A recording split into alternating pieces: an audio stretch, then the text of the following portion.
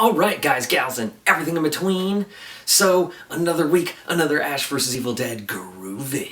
This episode, they go almost how I predicted, where they're on their way to the camp where they're gonna get the guns and load up and, do all that cool stuff. You can see the Deadites are already there, and I really like the setup for this episode. Then they're taken captive, and they're able to split up, so then we get two character resolutions between the two. We start with Ash and the cop, I always forget her name, handcuffed together, and then at the same time we have Pablo and Kelly working together, and they have some stuff to resolve themselves. Kelly seems to have a violent tendency right now towards, she just wants to blow stuff up, and Pablo, he's trying to come into his own. You can see that he wants to be good at action. This is ultimately a lot of really good character development. At first, when I was watching the episode from just an audience perspective and sitting back, I was like, oh, this is really entertaining. There's a lot of action beats, there's a lot of horror beats.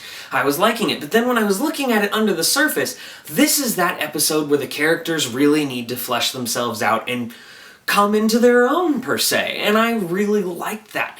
I thought that was really compelling, although my one big issue of the episode is that they started to turn the militia characters into almost like a mockery and tried to throw some political jabber out there, and I'm not going to delve into that on here, really. I mean, I do have my own opinions, and as do many others, but I feel like they did that part in bad taste, if you ask me, especially because they kind of throw out a defense of someone who maybe is sort of responsible for murders and betraying the country.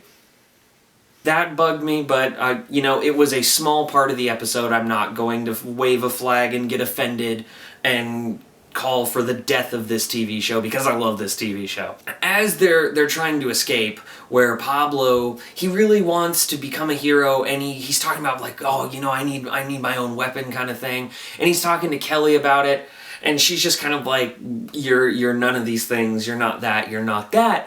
And you can see that he really wants to be something. And I liked that we're kind of seeing the future of Evil Dead, where, that maybe these characters are passing on the torch. And I thought that was really cool, that they're going to sort of hint that maybe these characters are going to pass it on. Of course, Ash, in a really strangely forced love triangle, as they're handcuffed together, they start kind of flirting and liking each other as they're trying to survive. I thought that was a little weird, but you know what? Why not? Someone falls in love with Ash in every Evil Dead movie, so why not at this point? As they're trying to survive, I really like these dark corridor segments, and then the Deadite has kerosene, and they're trying to get away, and they're planning their escape with explosives, because this Deadite is trying to light them on fire. And they're using their brains and having to work as a team and really build each other's trust, because when they start going down there at first, they don't really trust each other that much. So as they have to work together, it's showing teamwork, as does Kelly and Pablo. I feel like Kelly and Pablo really were the ones who shined in this episode. With Kelly and Pablo, they are fighting one of these Deadites who's after him on a truck. And the Deadite ambushes them, because at first they're captured. Their plan starts to work, but they're captured. And the Deadite just starts attacking them, and then they're fighting on the back of a truck, and that's really intense. And then they smash it into a tree. And this is where we see both characters come into their own. Kelly pulls out a machine gun, and it grabs Pablo, and she starts shooting it, and she just keeps firing at it, and she realizes she likes violence. She likes all this violence. And it's cool, it's intense, and you really, you see Kelly saying, this is who I am.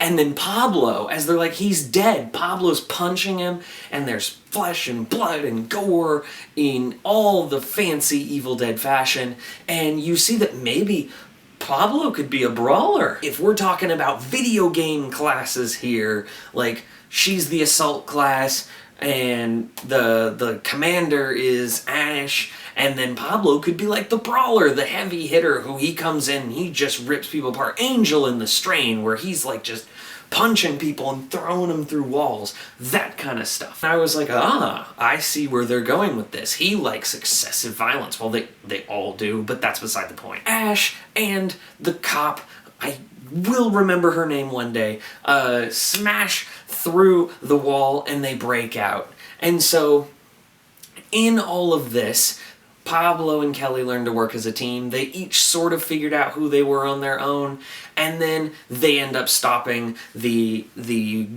militia group. And Ash and them say, you know, we're on separate sides of the spectrum, but we gotta work together when the going gets tough. That's a really good message. I like that they put that in there. And so then, as a turn of events that I didn't see coming, as they're leaving, Ash says, you know, you'll be in my hearts, but I still don't know if you can go to this cabin. And then as they turn around, the new group, they don't see Ash anywhere. And Ash is presumably on his way to the cabin, and he deceived them by going in a different direction. I thought that was interesting because I didn't see that coming. I knew that he had some reservations, but I didn't see that coming, honestly. I thought that was a really interesting change in the dynamic, which means, are we going to see the new Evil Dead crew alongside maybe more of the classic Ash Evil Dead?